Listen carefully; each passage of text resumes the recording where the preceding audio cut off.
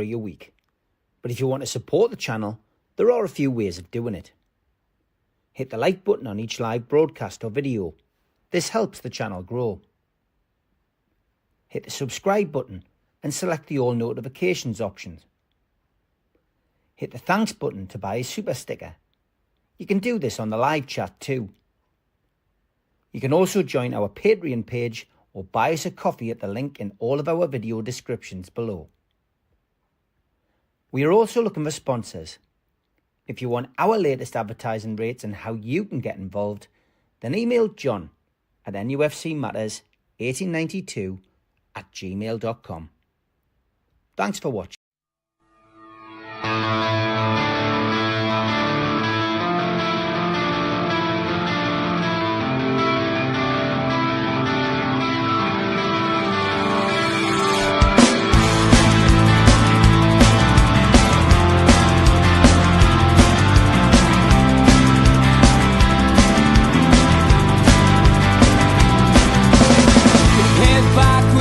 Attack. It feels like I've been talking to myself again, but it's the only way you're ever gonna learn. You look back and it's all in the past. I'm dwelling on the thoughts I cannot say to you.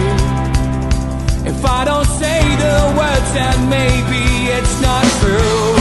And it feels alright when they come and say to you, you're the only thing that makes us all believe. Good evening, welcome along to NUFC Matters. It is Ask George. Good evening, George. Hello, Steve. Hello, everybody. Good to see you, and welcome to everybody in the chat and the moderators. And it's interesting news breaking as we've hit the airwaves, and that is that Newcastle have put a bid in for Johan Wissa from Brentford. They've put an initial bid in of £25 million. It's been quickly knocked back by Brentford, but the pursuit is apparently ongoing, in personal terms would not be an issue, and that fits in with one of the questions that came in before we were even on air, and that is from Gary, who says, George, would you be happy spending £40 million on Wissa for the here and now, even though the money would never come back into the club? Obviously 28 years old, George. Yeah, he's certainly the type of player that I like. He's a speedy attacking player, and I would hope we would get him for a lot less than 40 million, to be perfectly honest. But I wouldn't be unhappy about him coming in. There are other younger centre forwards, for example, I would like to see have a go at. But the trouble is, they might well be having a go at and aren't. I mean, Stu Penman mentioned the one I like as well. That's young Hoyland from Manchester United. Now, I'm sure we could get him for less than 40 million. So, but if I would like to think we would get Wissa for a lot less than 40 million. What did you say the first bid was, Steve? 28? 25, and it's been knocked back. Well, I would hope we would get him for less than 30, to be honest. But let's wait and see. But we need cover. And at this stage, I've got to say, better off with somebody than nobody, as far as I'm concerned, because we really do need some cover for not just for Isak, but across the front. And Wissa's that kind of player. He can easily play on either side as well as through the middle. So I wouldn't be unhappy about seeing him, but I wouldn't be happy about spending 40 million for a 28-year-old. I mean, it's, it is, as the transfer window goes on and on, it will become more and more important, that we don't, miss out on bringing another striker in. He's left the training camp, Wissa, in Portugal. So clearly Brentford see him leaving the club, which is the interesting thing. David Ornstein's the guy who's broke the story, but all the other news networks are running with the same line. So it's looking very likely that this will happen. I guess as well, it depends whether Spurs come in, because of course their former manager, Brentford's former manager, Thomas Frank, is down there, and you would imagine that he'd be keeping an eye on that one as well, George. Well, I'm sure he will, but on the other hand, Thomas Frank's got his managing director looking over his shoulder as well. And would he be allowed to spend 40 million on Wissa? He might, I don't know, but he's certainly a talented player, and he does some of the things that I like. He's got the pace and the movement, which I like, which is good. But yeah, it wouldn't surprise me either if Thomas Frank didn't get interested, having seen that Brentford seem willing to let him go. Sean says, why do you think Newcastle consistently place low bids for players in the hope of getting them on the cheap? No wonder they keep missing out on players. It does seem like that, George. Well, yeah, I yeah, I can't help but wonder if this isn't the Saudi Arabian business mentality coming in. They always want to barter. And I'm wondering if that's not part of it, to be perfectly honest. Although it does seem to hamper us sometimes. And it gets us into the sort of ridiculous things we got into last summer with Gehi. I always blame a lot of that on Parish, but on the other hand, we were being silly enough to add on 5 million, 5 million, 5 million, instead of just saying, well, that's what we're offering, that's it. The example I always give is Amanda Staveley and Gordon from Everton. 40 million, that's it. and that was it. So we do seem to have this mentality that we want to get as cheaply as we can. On the other hand, that may be possibly a throwback to the fact that how we're hampered with PSR in the past. But at this moment in time, I don't think PSR in this window is even an issue, as far as I can see. Yeah, I mean, it's just frustrating. I think, we heard a vast amount of opinions last night on the, on the fans forum. We've all got opinions. We all care about the same club. We all love the same club, but it is frustrating. And there's 41 days to go until, the season. 41 days till the transfer window finished, but obviously 24 days, I think it is, until the season kicks off. Yeah. From our perspective, we've got, we've still got plenty of time, but it doesn't mean that you can't get a little bit upset when things don't happen. And, the Mitch departure, it's like Ashworth departing last year, George. It just feels for me as if, we've been chucked into a particular hole. Eddie Howe, of course, the man deserved a holiday. He's only had 2 days. Much. Well, I didn't mention it yesterday on the fans forum, but a couple of the lads talked about how tired Eddie looked. People need to be reminded, and Eddie needs to be reminded, he's just got over pneumonia. Yeah. And the one thing that's a big danger to somebody that's had pneumonia is getting overtired, and it could come back. That would be an absolute disaster, complete disaster, if that happens. So they need to put him in a bit of cotton wool as well.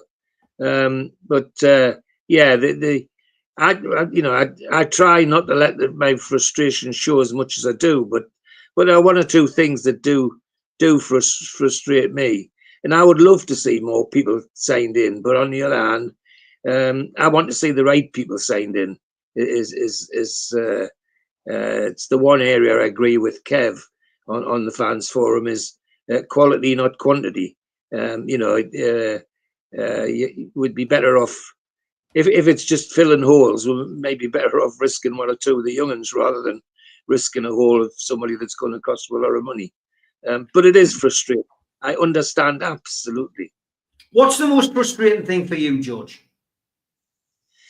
Oh, at the moment about the club?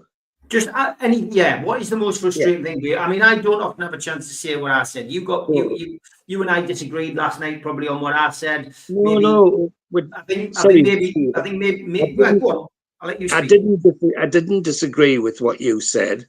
Yeah. All I was trying to say is that we were spending too much time on the negative stuff, and we were actually feeding the very thing that we don't want to happen. We were actually feeding it. I agree exactly with what you were saying. I've got no problem with that at all, Steve. The frustrating thing for me at the moment is not a new one. It's communication. Yeah. All of this stuff, the Isaac stuff, Eddie Howe, unfortunately, is too honest for his own good. The Isaac stuff could have been stopped dead in its track if the chairman or even Eddie had come out and said, look, Alexander Isak's going nowhere, forget about it, end of. Now you see, we had the story that his agent said this and his agent said that, which in a couple of less than an hour was being retracted and being told it was out of context. But the damage is done once it's out.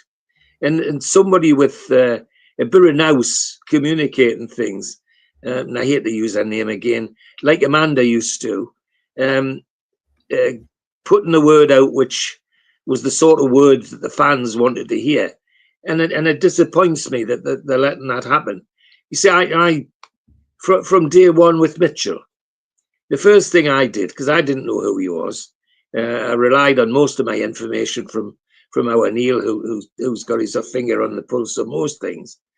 So I did my own research, and you suddenly discover this is a man who's got a worldwide reputation, and he's never stayed in a job more than 3 years. Is that who we really wanted? Is that who we really wanted? You know, it just beggars belief that we walked into that one, and the net result was we had to get him out of it, and the fact that he went by mutual consent says it wasn't a very happy departure either. But the communication thing's the most frustration for me, Steve. The one other thing is that I still would like to see PIF get their legal eagles out and try and sort out this PSR stroke Premier League rubbish. They've shown they can do it in other sports. Why don't they have a go at this? I wonder if when we got in, the takeover was allowed, we didn't come to a gentleman's agreement about staying out of the courts. I don't know, but it's beginning to feel like that to me. You see, look at the millions that was being spent on the golf, and PIF went in 10 days and it was sorted. 2 years and billions of dollars went into that argument between PGA and Liv, and they sorted it in a fortnight. It was 10 days. Well, why not?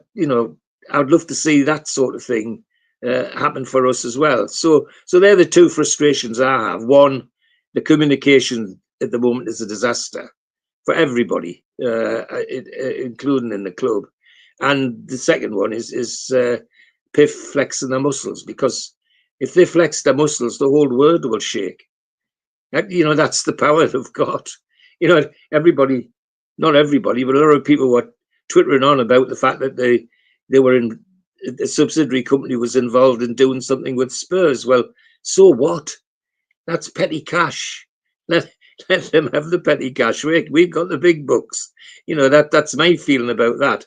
But I just wish occasionally that they'd really flex their muscles, and they haven't really yet. That interests me and intrigues me, because I think I've told you privately in my professional life, I've seen how these people can work, and once they decide to do something and they act, everybody feels it. So they're the two things I would say. But communication at the moment, I think you said it yesterday, is just non-existent in some ways. And the net result is Eddie gets to do the lot. And as I say, he's too honest for his own good. The situation, though, that developed over the course of the weekend, I mean, it's all very well with hindsight. We're not in the position that Eddie is. Eddie knows what's going on. We don't. But, there was two ways of handling that, George. One of them was doing what he did, which is sending him home and essentially, saying, I don't want him in the media spotlight. We've decided he's not going to play. We didn't want all the cameras on him. Or you stick him next to Joe Linton, who's also behind with his pre-season training. Bearing in mind, both of those players at the back end of the season had injuries. And you just let him sit there because, at the end of the day, he's a Newcastle United player. He's part of a squad which was successful last season and is hoping to be successful this season. I mean, with hindsight, do you think, there'll be, if it was simply Eddie sending him home, do you think he'll regret that now? Oh, he will after he had admitted it publicly. I'm sure if Eddie could retract those words, he would. He could have framed it better. than he did. But as I say, that for me, that said he just being too honest for his own good. Yeah, okay, interesting stuff. Get your questions in. We've only got 3 or 4 questions, so plenty of gaps for you to fill in. Roger says, George, what is your take on training alone if fit? Have you ever done it or seen it before? I have done it when coming back from injury, yes. And usually it wasn't an alone in completely. You're given a set of tasks to do when you're training, and then every now and again somebody from the training staff would come and see how you were doing, and then at the end of it would put you through some tests to see how you were progressing. So I understand that, but in modern days I would imagine the same thing, that yes, the training alone is individual, but there'll be a member of the training staff looking to see what they're doing, to make sure they're doing all the things they should, and then testing them at the end to see how they've performed. You know, the other thing that I remember from St James's Park on some of those were the days. Alec Much, the chief physiotherapist, gets his face on. He's usually the man with a big white coat, and it was Alec that eventually determined whether you got on the pitch or not after an injury. He used to take you into his little physio room, and he had a series of tests he used to do. And if you come out quiet and smiling, if you yelled, you weren't going to get on the pitch. It was as simple as that. But I think they're a bit more civilized these days, a bit more scientific. Yeah, certainly are. Thank you, John. I'll check my emails in due course. George, many fans will be checking the passenger flight list for Thursday's trip to Singapore. If there's one absentee in particular, you know who, will the social meltdown be understandable? Yes. I mean, you said it, Steve. It suddenly shifted from the weekend now to Thursday, and the weight that's now on Thursday is 10 times what it would have been if he just stuck Alexander Isak in the stand alongside Joe Linton, like you said. Where now, you know, every man and his dog's going to be looking for the passenger list for Thursday, and it means that he's got to have a story ready for Thursday, which won't be believed, frankly. Now that's something he's done for himself in a way, and you're absolutely right, John. It's that passenger list will reverberate through the whole of the city if a certain person's not on the plane. Yeah, Nit says we seem to get fixated on one player at a time, and when it doesn't come off, we seem to be scratching around. Since Stabley left, we look weak in negotiating, and to be honest, Nit is just saying what you said for months now, George. Since Amanda left, the communication has been poor, and the negotiating hasn't been much better. Well, absolutely, and there were you see, it wasn't just negotiating for players either. She was very much involved in negotiating for staff as well, and had the knack of being able to say enough to keep fans happy. Whereas at the moment, we're not getting enough, and the trouble is now all on Eddie, and every word that Eddie says has 1,000 times more meaning than it should have. And as I said several times, he tends to be sometimes a bit too honest for his own good. But that's the sort of communication that we haven't got. I'm trying to think of the other things that she did. You know, well, throughout the takeover, the person that kept people informed, as much as she could, was Amanda. And I'm not saying, you know, I'm not a ring back Amanda person. I don't think I hesitate about players or anybody else coming back to things. But she's an easy example because it worked. And Anthony Gordon's the prime example. You know, Everton were playing hardball, and she went back twice and said, "Well, look, 40 million, and that's it," and walked away. And the next day he signed. It was as straightforward as that. But not only that, we learned afterwards she'd actually spoke to Anthony Gordon as well. and persuaded Anthony Gordon this is where he should be. And you don't hear about that happening either in a way in which we should. So yeah, it's stuck in that communication thing, and we need some place. I mean, there have been some appointments. I think the Jack Ross appointment, for example, is a good one. To somebody who Eddie can use as a sounding board, somebody that's been experienced manager as well as a player, you know, in various clubs. And that must be good for Eddie Howe to have, because Jack Ross in the profession apparently has a very good reputation. So that's good, and you know, the new set piece appointment's good. The new bloke whose name nobody can pronounce except you. It seems to be a welcome appointment. So all that's good, but it's sneaked in under the radar. There's no trumpeting of where it's all happened and that sort of thing. And that's what fans like, is what I'm trying to say, including me. It's nice to know what's going on. It makes you feel that, you know, you're involved with your club in a way in which, with the silence and all the people outside the club guessing. I mean, when did I look?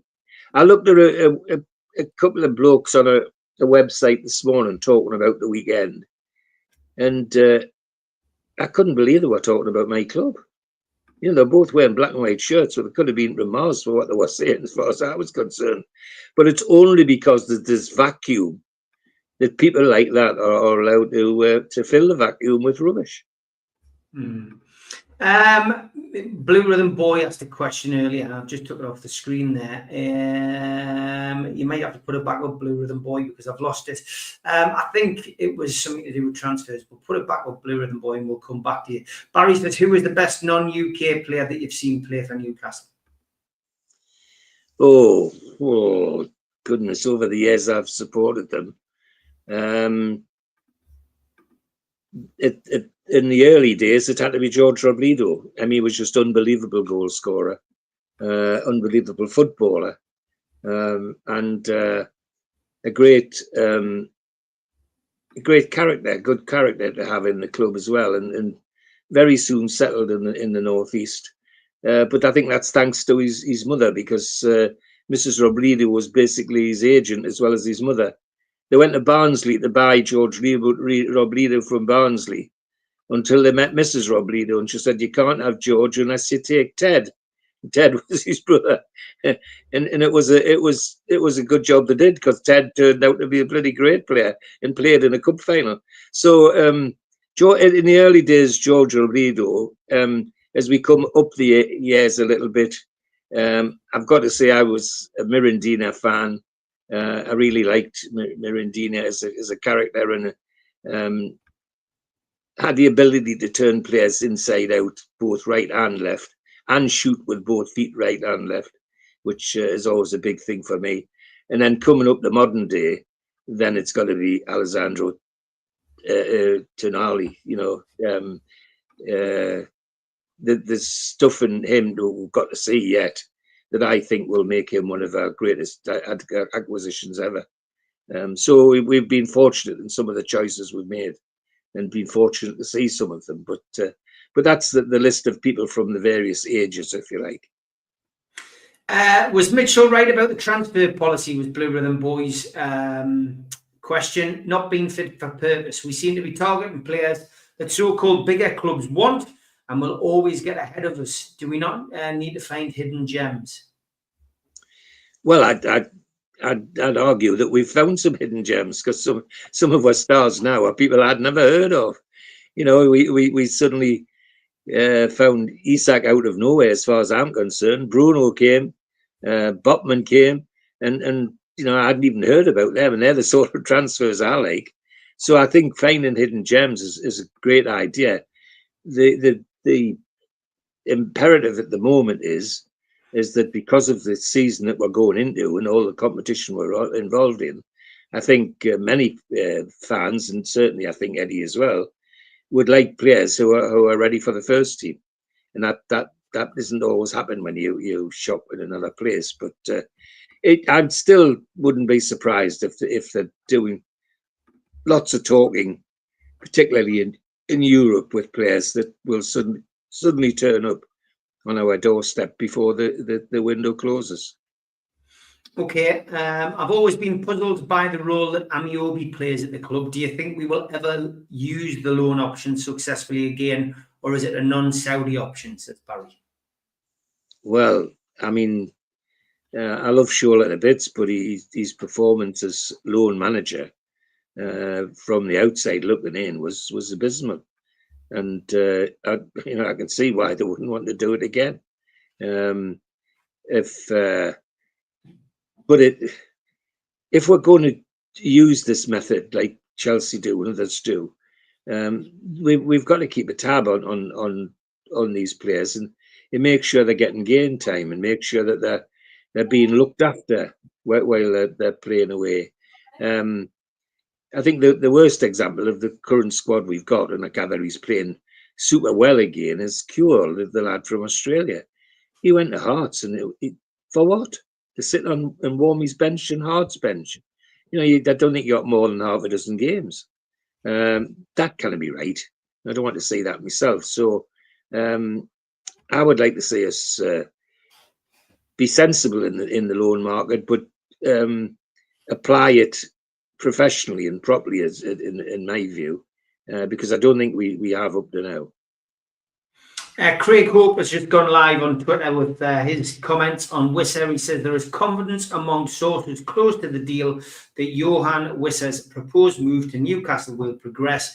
A fee in the region of £30 million could be enough to reach agreement with Brentford. So potential there. We've seen it before. We'll not get too carried away. But at least it seems as if Newcastle are trying to get if we can get him for 30 million, I wouldn't be unhappy either. Yeah, Wisser's the kind of player who's been there, done it, got the T-shirt. Not our first choice, but it would send the right message to those fans, of course, who are feeling frustrated. But it will also send the right message to the dressing room. Okay, halfway through the show, go on, George. Have a quick say on that. He comes with a lot of the attributes that we like in players. And certainly I like in players. He's got pace. He's got skill, and I've got a stinking fancy. If they've bothered to bid, he's somebody that Eddie Howe thinks he can work with. Now that's fine for me. That suits me. Yeah, Barry says he's nearly 29, but at the moment we're only other options are Dominic Calvert-Lewin at 28. Barry, there's not many others we can go out and look at, and it gives us money to go elsewhere. If 30 million is the price, it gives us more money to spend on other players, centre half, goalkeeper, whatever. Don't think the Trafford deal is dead yet. Man City looking at other goalkeepers, so it gives us some potential. Let's see where we'll go. Anyway, we'll have a quick break. Back after this.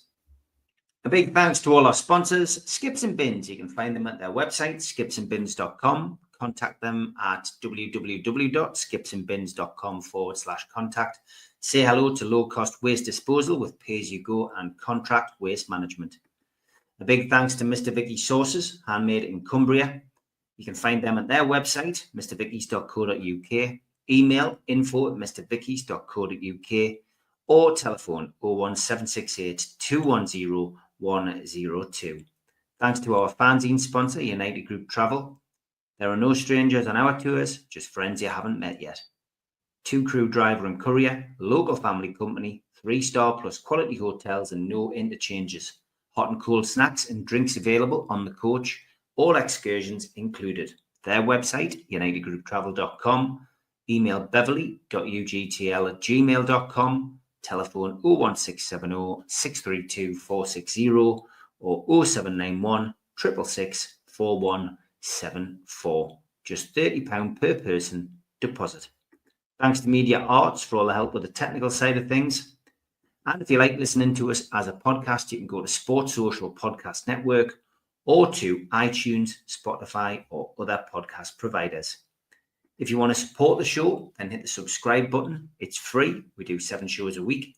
Hit the little thumb up under the video, which is the like button, or click share to share to your social media. You can also join the channel on YouTube by hitting the join button for as little as $1.99 a month. If you want to become an NUFC Matters member, you can go to nufcmatterspodcast.co.uk. It's a £25 one-off fee. You get your pen, you get your badge, a key ring, get your beer mat and your fridge magnet and your membership card, nufcmatterspodcast.co.uk for that. And we have an event early next year, 13th of February 2026, an evening with Beardsley, Waddle and Gascoigne takes place at the Tyne Theatre and Opera House. To buy your tickets for that event, go to the box office 0191 243 1171 or Tyne Theatre and Opera House.uk.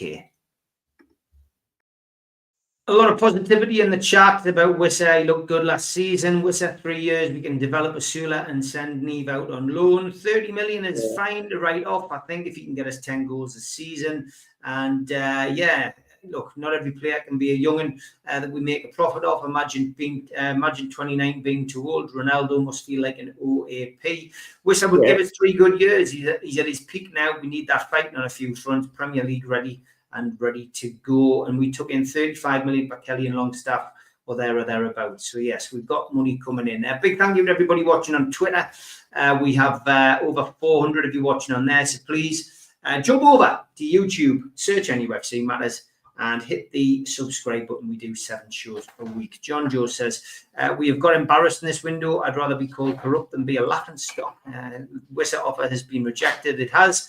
The initial deal of 25 million has been rejected, John Joe, but Craig Hope on Twitter has just said that Newcastle are still in communication. Wissa has left the training camp, of course, in Portugal, so he is now clearly set on a move, and Newcastle expected to go back in with 30 million. So let's see what happens with that.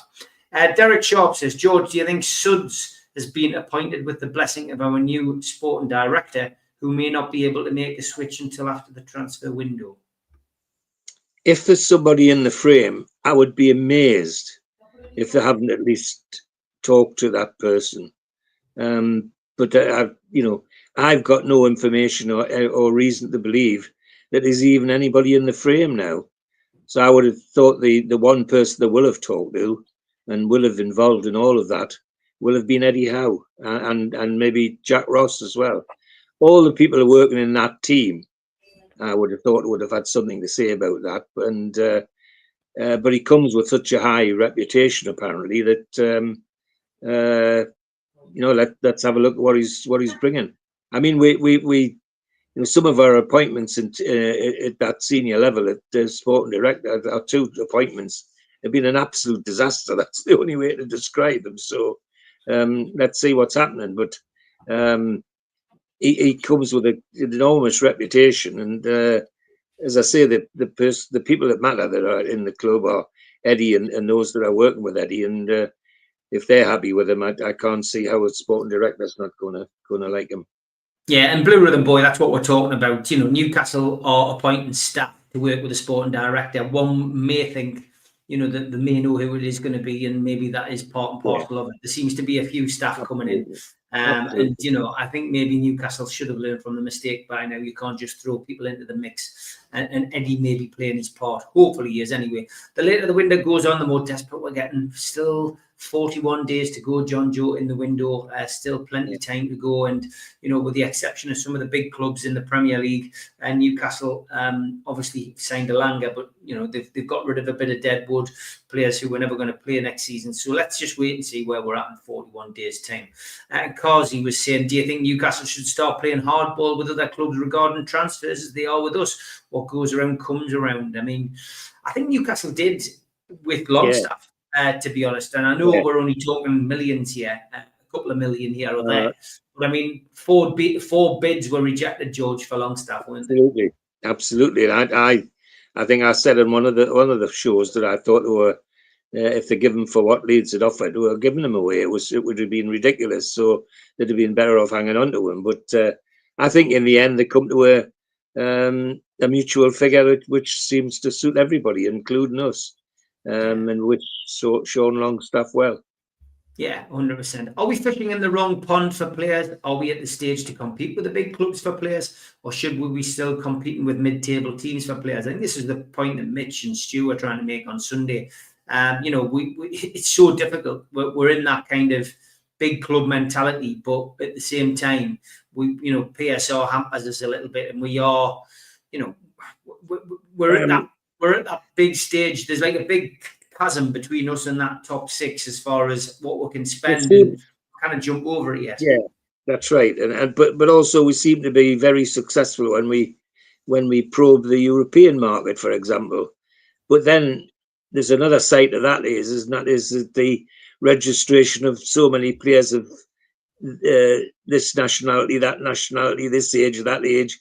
So all that's got to be taken into account as well. So I think we've got to live with where we are. A lot of the noise, the white noise that's coming from all over the place, as I keep saying, is because they're looking over their shoulders. They see us coming up 100 miles an hour behind them, and they know that when we get there, we're going to cause them a lot of grief.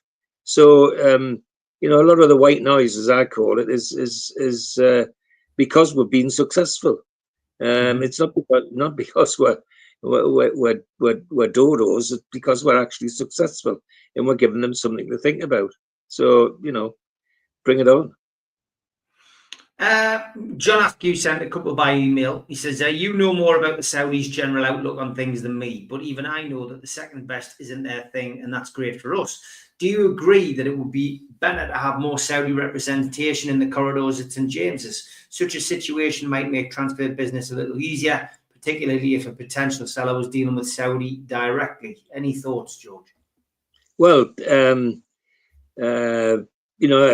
I've said in my professional life, I've always enjoyed working with the Saudis, and straight as a die, and know exactly what they want, and if they don't get it, they're quick to tell you. I would welcome any intervention in the board at a particular level, as long as it's someone with a football background. I worried at first that people in Saudi were making decisions who knew a lot about money and business and didn't know very much about football, and really worried that that's how we got into the mess with PSR 2 years ago. When rumours were that we were trying to sell Bruno for 100 million, when no club in the world could pay 100 million, and we ended up in the mess that we were with Anderson and the lad that went to Brighton. So I'd welcome any intervention with someone who has got a positive slant on not just on business but on football as well. And if they happen to come from Saudi, all the better, because clearly there's going to be more and more influence in dealing with the Saudi teams and all the rest of it now.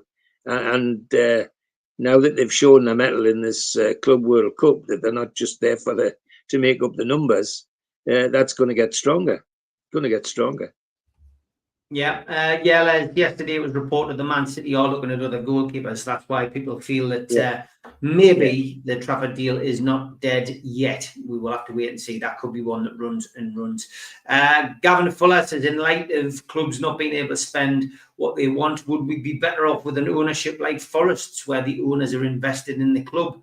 We seem to be an afterthought to PAF. I'm not sure that's right, mate. No, it's absolutely not. No. I can tell you, I know a lot of my Greek friends used to be directors of Olympiakos in Athens. And the minute the guy who's the boss of Forest took over Olympiakos, he kicked them all off. He wanted to be the boss. He wanted to be number one. He didn't want anybody else interfering. No, I don't want that at Newcastle United. Certainly not. We have a hierarchy, but it's a visible one. And it's a visible one that's prepared to take responsibility. So I think it's. I wouldn't even compare what's happening at Forest with us. I find that a strange comparison. But the important thing to remember for me is that when Al Ramaya says he wants Newcastle number one, they mean they want Newcastle number one. I floated the notion here that a couple of weeks ago is that people looking over their shoulder and saying the council's stopping the stadium thing and this one's stopping the stadium thing. It's planning, it's this, it's that, the other. It would not surprise me one bit if it's somebody in Saudi Arabia who's got their finger on the pie in terms of the stadium and saying, we want a number one and we want a number one stadium. So your notion of 70,000, 75,000 is immediately out of the window. You know, it's not, I seriously think that's a possibility.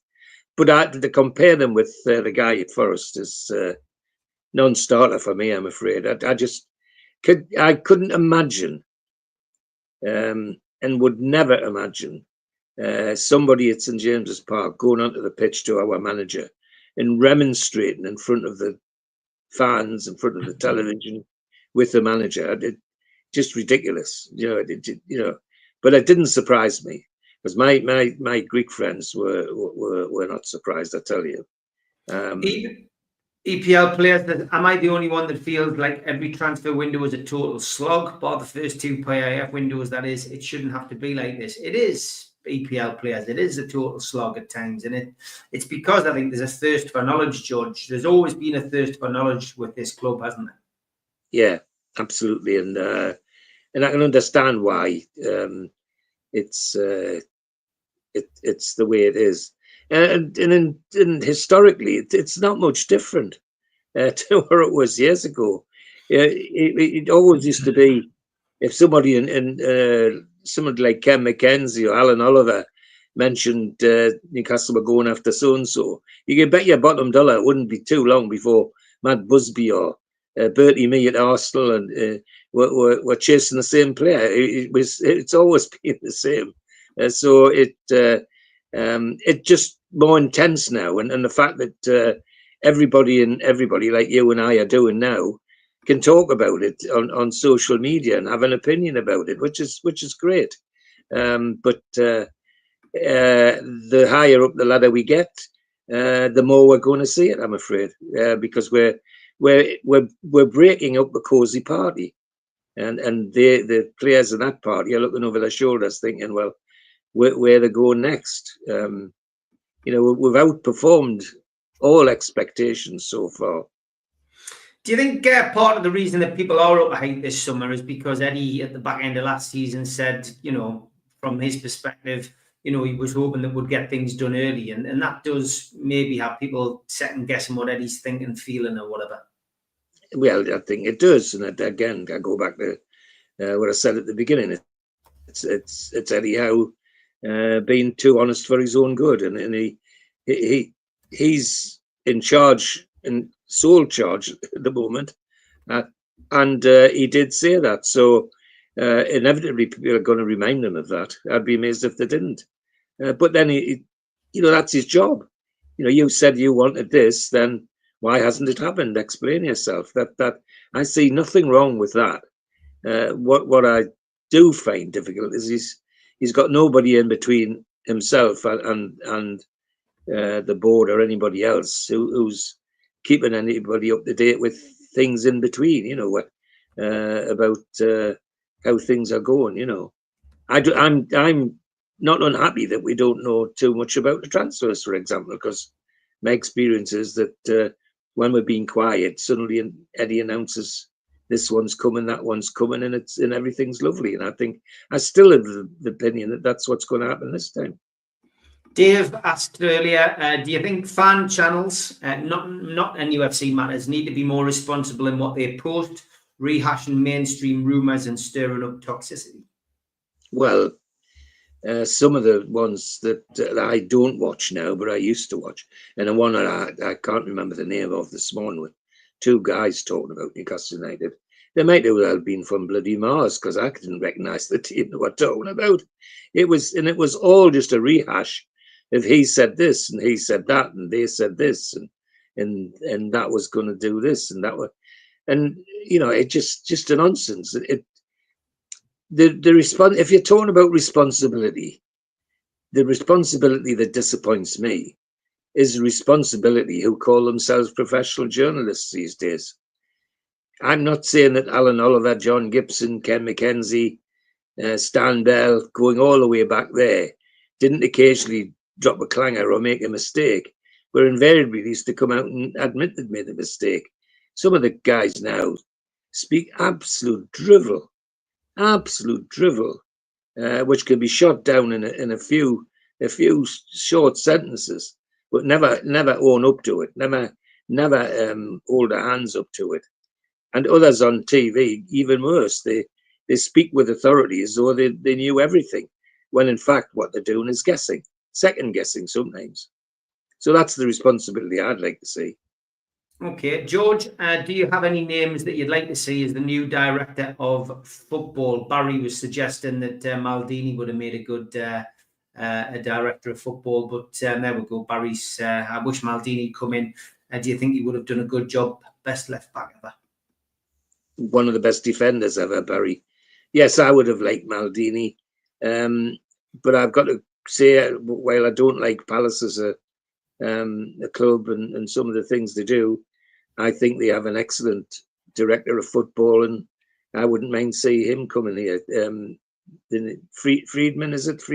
Dougie Friedman, yeah. Dougie Friedman, yes. I hope we might have got him in the first round instead of Mitchell. So there's a name I would enjoy, because if you look at Palace before he became director of football, how they were playing and what they were doing and who was playing for them, they're unrecognisable to the Palace that they've got today. That won the cup, and I think he would have been a good choice. Blue Rhythm Boy says, is there a model from another club that you respect and think we could draw inspiration from while still having our own stamp? Good question. Oh, good question. Very good question. I mean, Brighton have done well over the years. Yeah. Yes, I think that's not a bad one, because Bournemouth.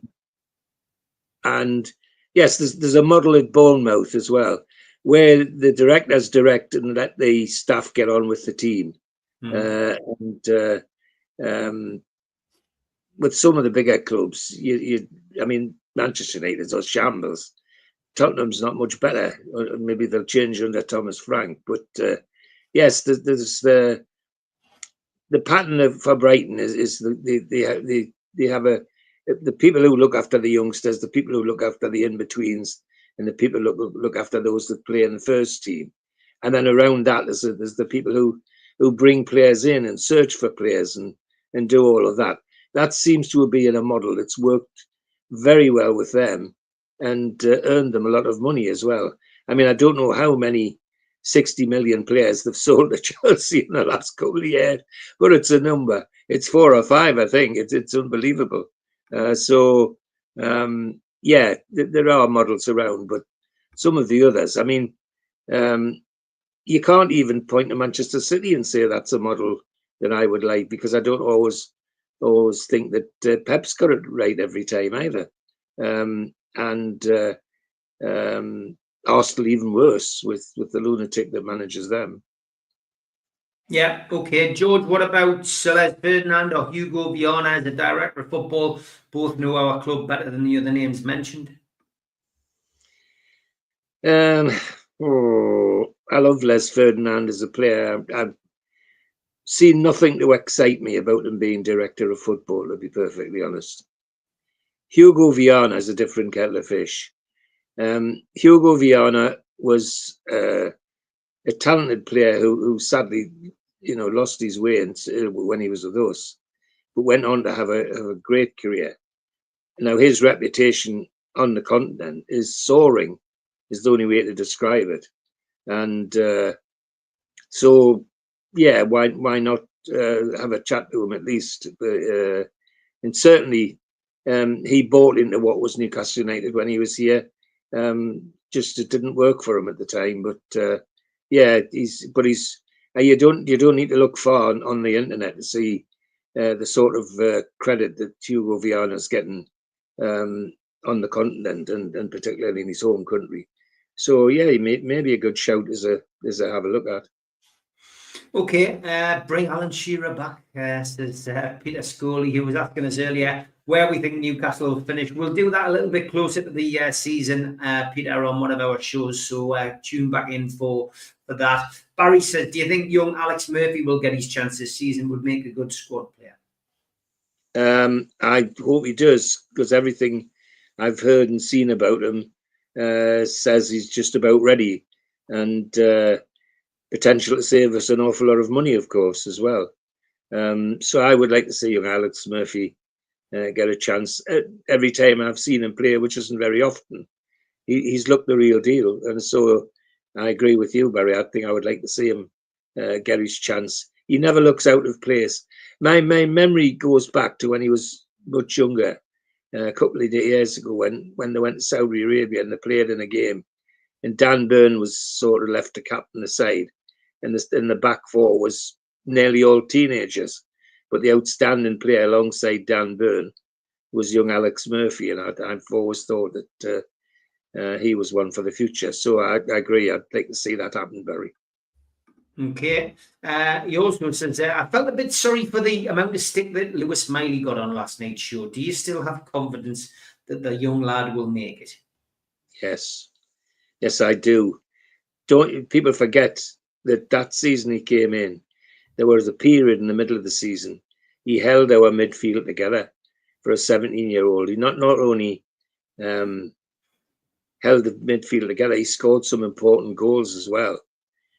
Now he's developed physically.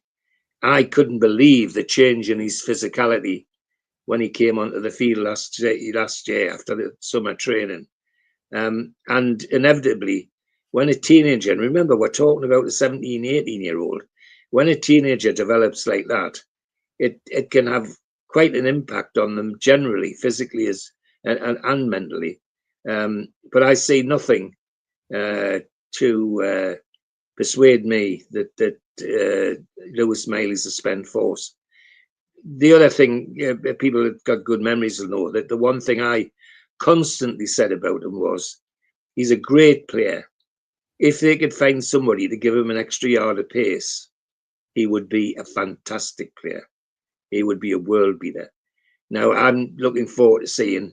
I didn't see any of it at the weekend because I didn't see enough of him. I would like to see him now and see if anybody's done anything about that, because you can coach lots of things, and I would argue, as it's happened in the past, way back, you can coach a person to get an extra yard of pace by altering their gait and all the rest of it. Best example I can give you is my favourite, Jackie Milburn. Jackie Milburn's training changed remarkably, as did his body and his makeup, when he became a sprinter. He became a powder hole sprinter, ran in the handicaps, and was coached by the professional sprinting coaches. And the people in the Olympics who were running for the Olympics were struggling to do the 100 meters in 10 seconds in those days. And Hughie Blackburn, the sprinting coach at Blythe, used to say that Jackie Milburn could do it easy. And he wasn't even a bloody sprinter, he was a footballer. So, long answer to a short question. I'm looking forward to seeing Lewis Smiley develop and be the next in a long line of Geordie heroes for me. He has the ability, no question in my mind. Okay. Do you like Tweety birds, says Roger? Yes, I do like Tweety birds. Oh dear. Yeah. If it's the cartoon kind, they're my favourite. If it's the Tweety birds out in the garden, yeah, I don't mind those as well. So yeah, I'm all for Tweety birds.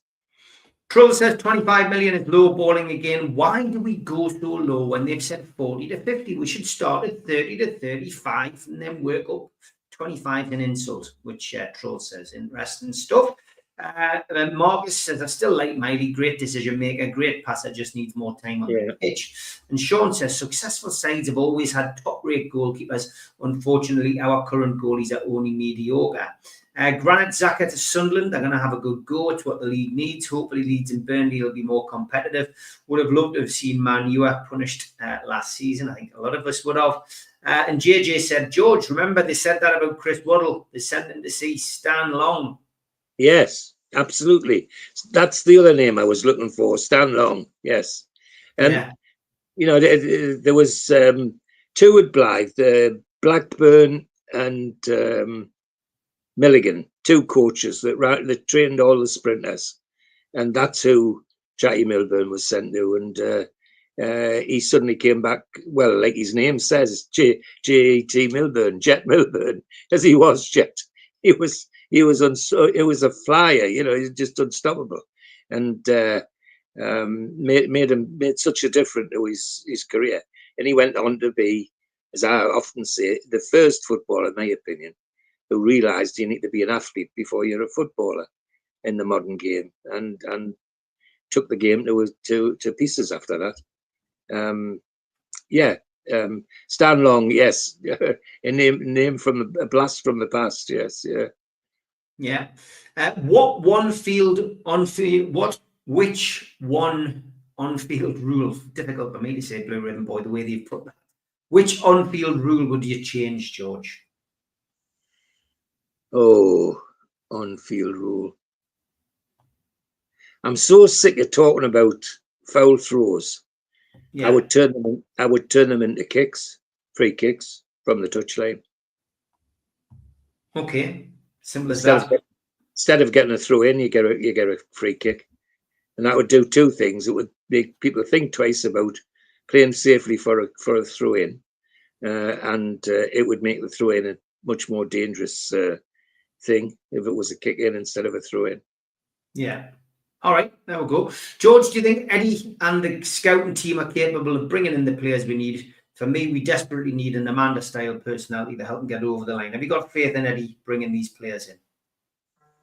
Well, I can only go back to where I was at the beginning.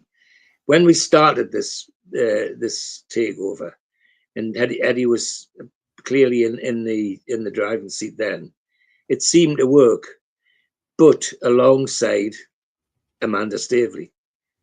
I think she did some of the hard yards in persuading players that the Newcastle was the right place to come. And I do think that's the bit that we miss. Whether Eddie uses Jack Ross in that way, I don't know. But you make a very valid point, Barry, that it did work well then, but in the background, you had Amanda Staveley persuading players to do this, do that, and this is where you come and what you have to do. And it's, as I say, best example is Anthony Gordon. But Eddie did all the hard yards in who he wanted and all the rest of it. And you know, the players that turned up weren't bad and have been absolutely super. So I like a mix of that. But there's a gap, Barry, and I don't honestly. I've never honestly thought from day one that having Eddie doing everything like this was a very clever move, in my opinion. But that meant either bums rush sporting director in, who might be a disaster, or go without, and we've chosen to go without. So it's left to Eddie, and that does worry me. And I said at the beginning, my worry is Eddie's health as much as anything. Never mind the team. What about Eddie's health? So yes, there is a gap there, Barry. Great stuff. That is the end of the show. That hour flew over very quickly. Back tomorrow night, 6 o'clock with Ask Mitch. George, thank you very much for your time. Thanks everybody in the chat. Thanks everybody for watching. I do appreciate it. Talking about the second favourite thing in my life. Take care, mate. Bye-bye. Bye-bye.